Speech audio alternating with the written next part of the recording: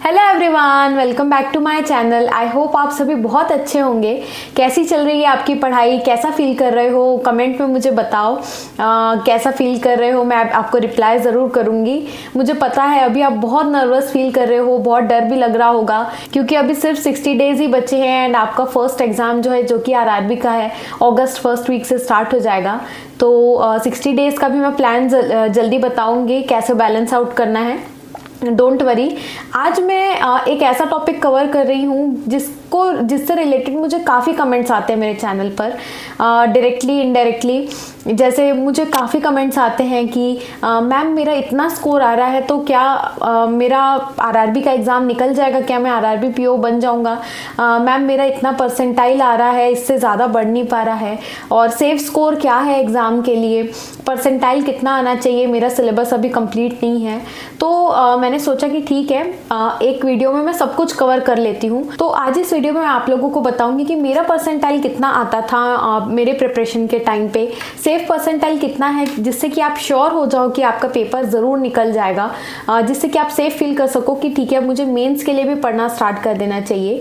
Score versus percentile, किसके ऊपर आपको ज़्यादा इंपॉर्टेंस देनी है, जो कि सबसे इंपॉर्टेंट है इस वीडियो का पार्ट, उसको स्किप मत करना। एंड लास्टली कि आपको परसेंटाइल अगर इम्प्रूव नहीं हो रहा है तो कैसे आप इम्प्रूव कर सकते हो, इस वीडियो में मैं बताऊंगी।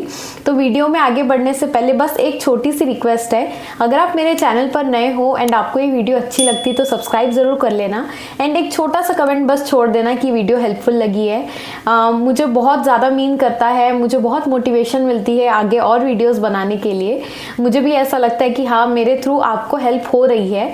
तो चलिए वीडियो को स्टार्ट करते हैं। तो सबसे पहले बात करते हैं स्कोर एंड परसेंटाइल की, किसको ज़्यादा इंपॉर्टेंस आपको देनी है। परसेंटाइल क्या होता है, मान लीजिए 10,000 बच्चे हैं जो एग्ज़ाम दे रहे हैं, हालांकि थोड़े ज़्यादा बच्चे ही देते हैं, बट एज्यूमिंग 10,000 दे रहे हैं एंड आपका परसेंटाइल मॉक में 98 परसेंटाइल आया है।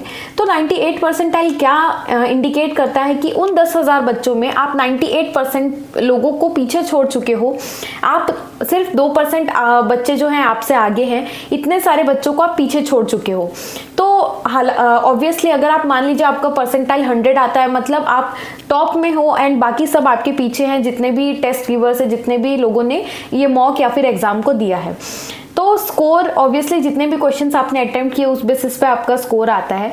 अब मुझे काफ़ी कमेंट्स आते हैं कि मैम अगर मेरा 42-60 की रेंज में स्कोर आता है तो क्या मैं आरआरबी क्लियर कर लूँगा, क्या मैं आईबीपीएस पीओ क्लियर कर लूँगा। मैं अभी आपको बता दे रही हूँ, हमेशा मैं आपको बताती हूँ कि स्कोर एंड परसेंटाइल में आपको सिर्फ और सिर्फ जो ध्यान देना है वो होता है आपका परसेंटाइल।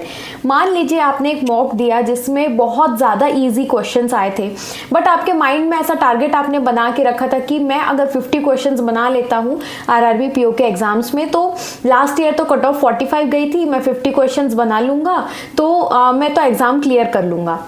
ये सबके दिमाग में आता है, शुरुआत में आता है। मेरे भी जब मैंने प्रेपरेशन स्टार्ट की थी, मुझे ज़्यादा कुछ पता नहीं था बैंकिंग के बारे में, तब मुझे भी ऐसा ही लगता था कि लास्ट ईयर का कट ऑफ 52 गया था, तो मैं 50-60 की रेंज में अगर क्वेश्चंस बना लूँगी तो मेरे अराउंड उतने ही मार्क्स आ जाएंगे, तो मेरा प्रीलिम्स क्लियर हो जाएगा। पर ये सबसे बड़ा रेड फ्लैग है आपके प्रिपरेशन में, ये बहुत बड़ी गलती है, आपको नहीं करना है। मान लीजिए आपने एक बहुत ईजी मॉक दिया है एंड उसमें जो है आपका बहुत ज़्यादा डुएबल क्वेश्चंस थे, आपने एक टारगेट सेट कर लिया कि मुझे इतने ही क्वेश्चंस बनाने, पर बाकी जो बच्चा जो ऐसा टारगेट सेट नहीं किया है, जिसका एम हमेशा यही है कि मैं पूरे क्वेश्चंस को अटेम्प्ट करूंगा, I will give my best, मुझसे जितने ज़्यादा क्वेश्चंस होंगे उतना मैं अटेम्प्ट करूंगा, तो वो ऑब्वियसली आपसे ज़्यादा क्वेश्चंस बना पाएगा। क्योंकि जैसे ही आप अपना टारगेट रीच करोगे 50-60 के रेंज में, आपका दिमाग ऑटोमेटिकली स्लो हो जाएगा, रीसेट हो जाएगा एंड आपको एक सेटिस्फैक्शन आ जाएगा माइंड में कि अरे मैंने जितना सोचा था उतने क्वेश्चंस तो मैंने बना लिए, बट बाकी के बच्चों ने, क्योंकि ये इजी था मॉक, उन्होंने ज़्यादा क्वेश्चंस बना लिए, उन्होंने ज़्यादा स्कोर कर लिया।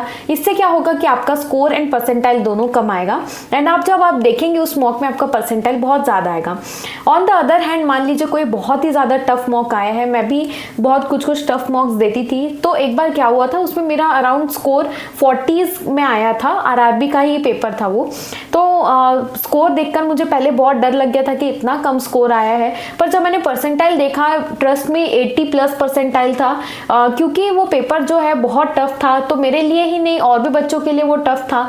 तो उसी रेंज में जो मार्क्स स्कोर करता है उसका मतलब उसने अपना बेस्ट दिया है। इसीलिए हमेशा आपको क्या करना है, टारगेट कभी भी प्लीज़, ये एक रिक्वेस्ट है, स्कोर के पीछे तो बिल्कुल भी मत भागिए। हर साल कट ऑफ चेंज होती है। आप पिछले 5-6 सालों का कट ऑफ उठा के देख लीजिए, हो सकता है कि आप एक एवरेज निकाल लोगे, बट पेपर का डिफिकल्टी लेवल अलग होता है, एस्पिरेंट्स, नंबर ऑफ एस्पिरेंट्स जो है वो हर बार अलग होते हैं। तो आपको ये सब में ध्यान नहीं रखना है, आपको सिर्फ और सिर्फ एक ही टारगेट रखना है। जैसे कि आशीष अरोरा सर बोलते थे, मैं जब आपकी तरह एस्पिरेंट थी तो मैं भी उनकी वीडियोज़ देखती थी, तो वो हमेशा बोलते थे कि आप कुछ भी मत सोचो, ये भी मत सोचो कि ये रियलिस्टिक है कि नहीं है। आप हमेशा टारगेट रखो कि अगर आपका जो है कि अगर आपका 80 मार्क्स का पेपर है तो मुझे 80 में से 80 क्वेश्चंस को अटेम्प्ट करना है।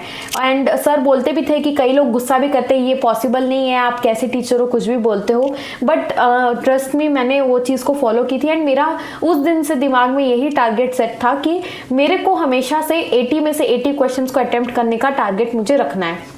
एंड मैं आपको बता दूं कि आरआरबी क्लर्क में मेरे जो मार्क्स आए थे 75.75 आए थे आउट ऑफ 80, जो कि तभी पॉसिबल हो पाया जब मैंने टारगेट रखा था कि मैं ज़्यादा से ज़्यादा क्वेश्चंस को सॉल्व करूंगी। तो अब नेक्स्ट है कि सेफ परसेंटाइल क्या है क्लियर करने के एग्जाम्स। देखिए, जब मैं अपना प्रिपरेशन स्टार्ट की थी तो एक ऐसा भी दिन था जब मेरा 25 परसेंटाइल आया था। एंड प्रिपरेशन जब मेरी ख़त्म हो गई एंड जब मेरा सिलेक्शन हो गया था, उस साल मेरे परसेंटाइल 90+ भी आते थे, कई बार 99 परसेंटाइल भी मेरा आया हुआ है।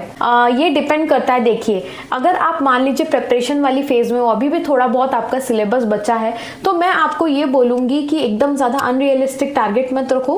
आप 80 to 85 परसेंटाइल लाने के ऊपर अभी आप फिलहाल के लिए टारगेट रखो। क्यों? क्योंकि अभी जो है आपका सिलेबस कंप्लीट नहीं हुआ है।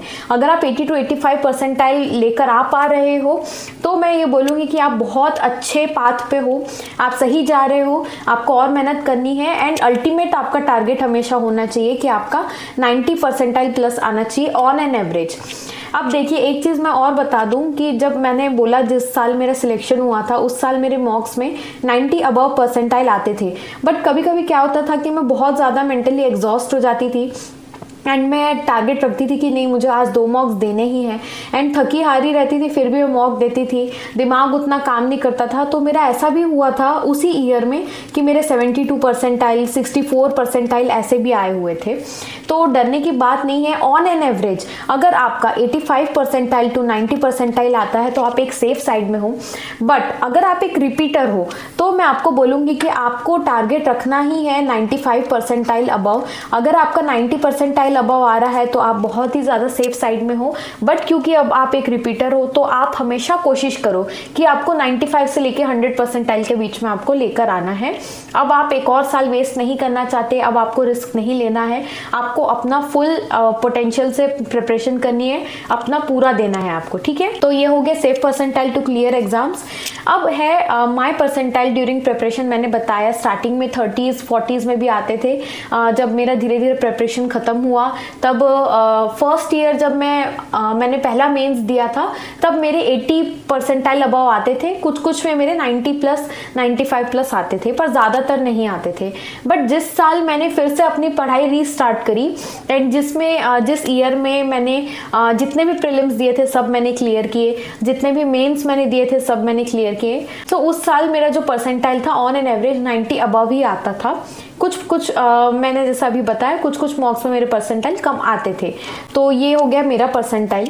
अब मैं आपको बता देती हूँ कि कैसे अगर आपका परसेंटाइल इम्प्रूव नहीं हो रहा है तो आपको कैसे इम्प्रूव करना है। तो देखिए, परसेंटाइल कम होने के 2 मेजर कारण होते हैं।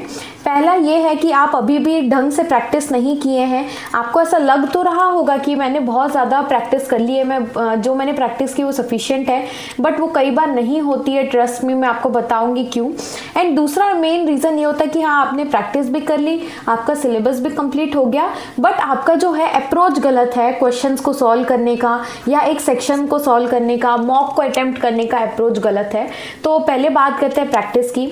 देखिए, प्रैक्टिस करना बहुत ज़्यादा इंपॉर्टेंट है, आप इससे भाग नहीं सकते। कई बार आप एग्जॉस्ट हो जाओगे कि मैं डेली प्रैक्टिस कर रही हूँ बट मेरा परसेंटाइल इंप्रूव नहीं हो रहा है, जो ग्राफ है वो एकदम ज़्यादा सेम हो गया है। ये फेज से मैं भी गुजरी हूँ, मेरा भी कांस्टेंट हो गया था, पूरा जो ग्राफ है बिल्कुल भी मेरा परसेंटाइल इंप्रूव नहीं होता था। बट धीरे धीरे मैंने ये सब सोचना छोड़ दिया, मैंने सोचा मैं टेंशन नहीं लूँगी, बस मैं पढ़ाई पर ध्यान दूंगी, बहुत सारी चीज़ें कवर करनी है, मेंस भी करना है, सब कुछ करना है। तो धीरे धीरे मैंने देखा, मुझे पता भी नहीं चला, मैं डेली बेसिस पे प्रैक्टिस अपना करती थी, मेंस का पढ़ती थी, मॉक्स देती थी, धीरे धीरे वो जेन्युइनली इंप्रूव होने लग गया था। एंड मैंने क्या किया था ना, अपनी वीकर एरियाज पे वर्क किया था। कुछ ऐसे टॉपिक्स थे जिसमें मैं देखती थी, एनालाइज अच्छे से करती थी। देखो मॉक को एनालाइज करना ना बहुत ज़्यादा इंपॉर्टेंट है। अगर आपको नहीं पता है कैसे करना है तो उस पर मैंने एक वीडियो बनाई है, ज़रूर से जाकर देखना। मैं मॉक को एनालाइज शुरू में नहीं करती थी, बहुत बड़ी गलती थी। फिर मैंने करना स्टार्ट किया, तब मुझे पता चला कि हाँ अरिथमेटिक के कुछ क्वेश्चन है जिसमें मैं फंस जाती हूँ, तो आखिरी में जो टाइम बचता है मेरे पास तो मैं उसमें ज़्यादा क्वेश्चन अटेम्प्ट कर सकती थी, तो मैं नहीं कर पाई, जिसकी वजह से मेरा स्कोर कम आया, तो ऑब्वियसली परसेंटाइल भी कम आएगा। एंड मैं एनालिसिस में ये भी देखती थी, बहुत सारे मॉक्स में आप देखना, ज़्यादातर मॉक्स में आपका रीजनिंग जैसे एंड इंग्लिश क्वांट्स जैसे सब्जेक्ट है, तो उसमें भी सेपरेट परसेंटाइल भी आपके दिए हुए रहते हैं। उससे भी आपको पता चलेगा कि अच्छा मैं बाकियों के कंपैरिजन में मतलब मेरा क्वांट्स वीक है एंड सब क्वांट्स में अच्छा स्कोर कर लिया, मतलब मुझे यहाँ वर्क करने की ज़रूरत है। ये सब छोटी छोटी चीज़ें आप भी देखा करो। क्वेश्चंस को सॉल्व करने के लिए आपको कितना टाइम लग रहा है, टॉपर को कितना लग रहा है, एवरेज कितना लग रहा है, वो सब भी थोड़े वो सब चीज़ों पे ध्यान दो, अपने ऊपर ध्यान दो कि हाँ मैं मॉक सॉल्व करते वक्त इस क्वेश्चन में फंस गया था, तो मैं देखता हूँ क्या हुआ। मैं भी ऐसी स्टैक बेस्ड पजल्स में फंसती थी, तो मैंने क्या किया, जितने क्वेश्चन हो सकते थे विदाउट टाइमर विथ टाइमर दोनों मैंने बहुत सारे सॉल्व किए थे अपने एग्जाम्स के पहले। तो आपको भी वही करना है, प्रैक्टिस करते रहो, इंप्रूवमेंट दिखेगी आपको। दूसरा है आपका अप्रोच। देखो कई बार क्या होता है, प्रैक्टिस आपने कर ली, सब कुछ सही जा रहा है, बट आपने क्या किया, कई बार आ जाता है थोड़ा बहुत ओवर कॉन्फिडेंस की, हम तो ये क्वेश्चन बना ही लेंगे। मेरे साथ भी हुआ था। तो जब मैंने आरआरबी का एग्ज़ाम दिया था या फिर आरआरबी के मैं मॉक्स देती थी, तो कई बार ऐसे कुछ पजल्स आते थे जो बहुत टेम्पटिंग लगते थे, ऐसा लगता था तो बहुत ईजी है, वन गो में मैं इसको बना लूँगी। पर मैं क्या होता था कि मैं उसमें फंस जाती थी। क्यों? और बाद में मुझे रिग्रेट होता था कि अरे मैंने तो पहले डिसाइड किया था कि मैं पहले मिसलेनियस क्वेश्चंस को सॉल्व करूंगी, बाद में मैं पजल्स एंड सिटिंग अरेंजमेंट को सॉल्व करूंगी। एंड मैं अपना जो अप्रोच मैंने सोच के गई थी कि मैं पहले जितना भी मुझे इजी लगे, पजल्स कितना भी इजी आए, मिसलेनियस क्वेश्चंस को ही मैं सॉल्व करूंगी, देन आफ्टर मैं पजल्स एंड सिटिंग अरेंजमेंट को सॉल्व करूंगी। पर मैं उस बहकावे में आगे मैंने उस क्वेश्चन को सॉल्व किया एंड ट्रस्ट मी मैं उसको 3 से 4 बार उसको सॉल्व करने के लिए लग गई थी एंड मैं फंस गई थी उसमें। एंड उसमें मेरे मैंने ऐसे ही आसानी से 5 मार्क्स मैंने गवा दिए थे। तो इससे क्या गलती थी मेरी, बताओ? मेरा अप्रोच गलत था। आरआरबी के एग्जाम्स में आपको कैसे अपना अप्रोच रखना है उस पर मैंने बहुत अच्छी वीडियो बनाई है। कौन सा आपको सब्जेक्ट क्वांट्स एंड रीजनिंग में पहले सॉल्व करना है, उसमें भी कौन से क्वेश्चंस आपको पहले सॉल्व करने हैं, मैंने सब कुछ उसमें बताया है। वो आप एक बार वीडियो ज़रूर देखना। अब आखिरी इंक्रीज करने के लिए परसेंटाइल एक बहुत ही अच्छा सजेशन है मेरा। मैंने पहले भी लास्ट वीडियो में आपको बताया था कि अभी स्मार्ट कीड़ा एक बहुत ही अच्छे इनिशिएटिव के साथ आया है, जिसमें कि वो जो स्पीड ड्रिल्स करके वो लेकर आए हैं, जो कि अभी सिर्फ मोबाइल वाले वर्जन में ही है। इससे क्या होगा कि आप अपने दोनों स्पीड एंड एक्यूरेसी दोनों पर वर्क कर सकते हो। उस हिसाब से उन्होंने डिज़ाइन किया हुआ है। स्पीड के लिए उन्होंने जो है स्पीड टेस्ट दिए हुए हैं, जिसमें आप एक लिमिटेड टाइम में क्वेश्चंस को ज़्यादा से ज़्यादा सॉल्व करोगे, वो उनका टारगेट रहता है। एंड एक्यूरेसी के लिए उन्होंने ऐसा बनाया है ऐसा फ्रेम किया है कि आपको जो है क्वेश्चंस को एक्यूरेसी के साथ सॉल्व करने हैं, उसमें टाइम लिमिटेशंस नहीं है।